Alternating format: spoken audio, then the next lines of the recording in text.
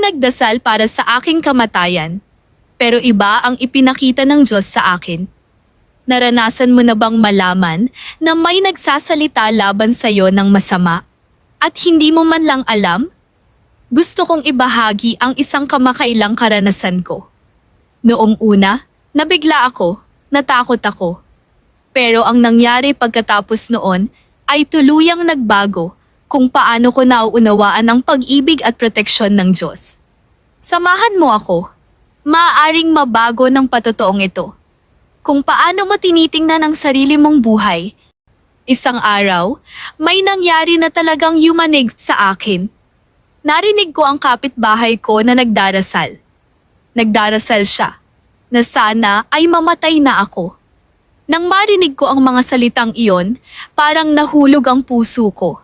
Natigilan ako. Hindi ako makapaniwala sa narinig ko. Wala naman akong ginawang masama sa kanya.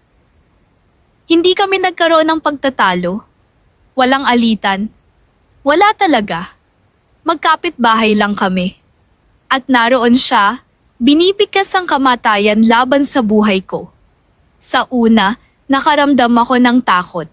Totoong takot. Sunod-sunod ang mga tanong sa isip ko. Bakit niya sinabi iyon? Lalo na't palagi ko namang sinisikap na maging mabait at magalang. May masama bang mangyayari sa akin? Hindi ako makatulog ng maayos noong gabing iyon. Paulit-ulit na naglalaro sa isip ko ang mga salitang iyon. Pero may mahalagang bagay. Sa halip na magalit, sa halip na hayaang lamunin ako ng takot, lumapit ako sa Diyos. At ang nangyari pagkatapos ay nagbago ng lahat. Nanalangin ako sa Kanya at nagsimulang magpasalamat at magpuri dahil may napagtanto akong makapangyarihan.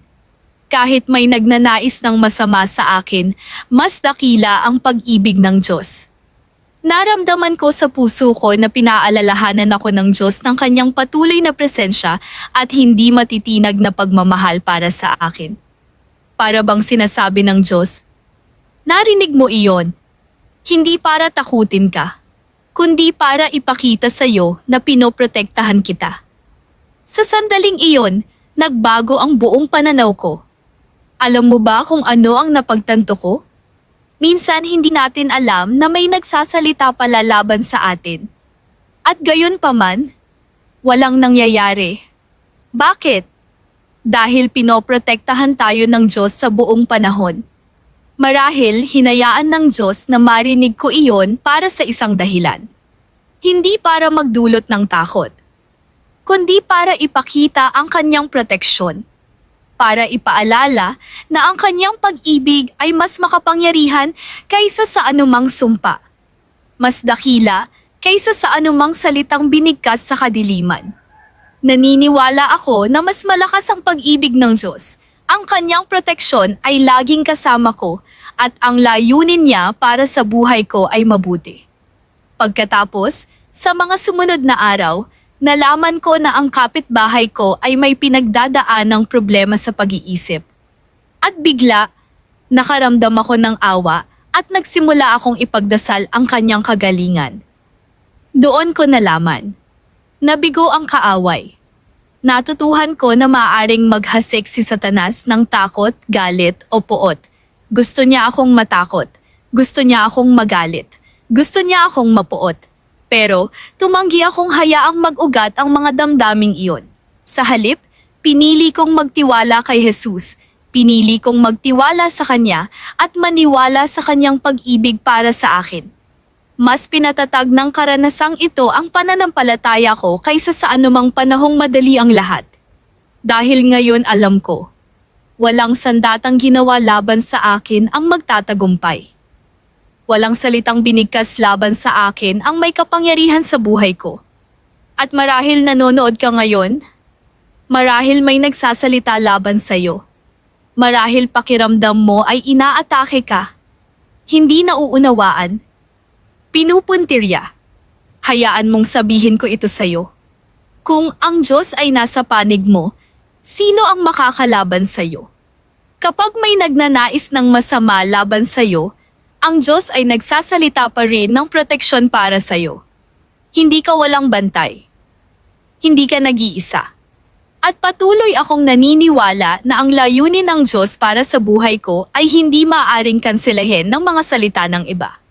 Kapag may nagnanais ng masama sa'yo, pinaaalalahanan tayo ng Diyos kung sino ang may kontrol. Mas malakas ang pag-ibig ng Diyos kaysa sa takot, mas malakas kaysa sa anumang pag-atake, at patuloy niya tayong pinoprotektahan. At ang kanyang mga layunin ay hindi natitinag. Kung sakaling mapunta ka sa katulad na sitwasyon, laging tandaan, mas dakila ang pag-ibig ng Diyos kaysa sa anumang kapahamakan. Magtiwala ka sa Kanya palagi. At hayaan mong sabihin ko sa'yo, walang makakatalo sa pag-ibig ng Diyos. Ito ay hindi mapipigilan, hindi masisira at hindi matitinag na puwersa.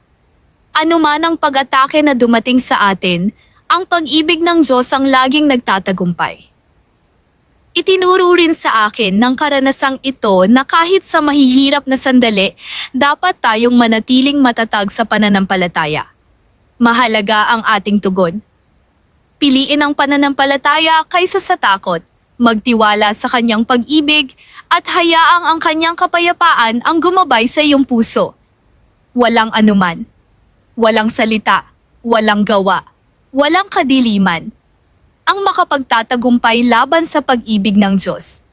Kung pinalakas ka ng patotoong ito o pinaalalahanan ka ng proteksyon ng Diyos, ibahagi mo ang video na ito sa isang taong nangangailangan ng paalala na ito. At gusto kong marinig mula sa iyo.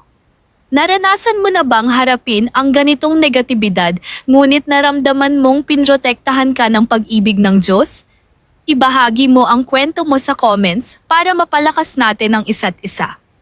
Magpalakasan tayo. Dahil isang bagay ang tiyak kong alam. Ang pag-ibig ng Diyos ang laging nagwawagi. Lagi. Salamat Panginoon sa iyong proteksyon at pag-ibig. Sa pangalan ni Jesus, Amen.